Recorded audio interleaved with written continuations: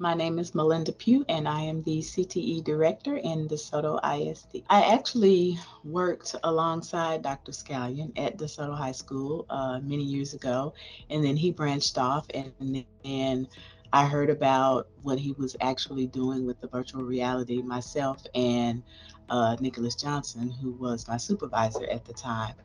And we liked it. We thought it would be great for our students in health science because it would allow them to actually see the different body parts and the different things that they are working on rather than looking at it just in a textbook. They could actually look at it virtually, spin it around, turn it upside down, do all of those things with it. So that's how we came to Red House and decided to purchase the headsets and the curriculum so our students can be on that cutting edge of the curriculum. And actually, we wanted them to be first.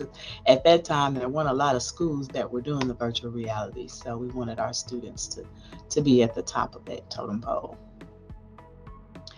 It helps because they're able to see. One of the courses that we have it in is our medical terminology course, and actually one of our teachers was fortunate enough to help build out that curriculum with Dr. Scallion.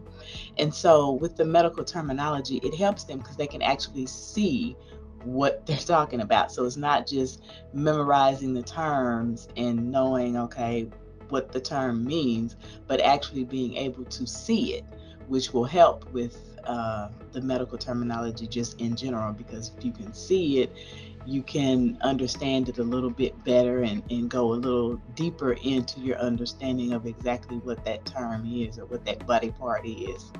I've been very pleased with it. Kind of in the middle there, we lost one of our teachers, so we had to retrain. But as far as the experience, the customer service, been very pleased with that. Anytime that I've reached out, whether it be a concern or just wanting some additional information or whatever it is, I've always received a response back that was timely. So I've been pleased with it.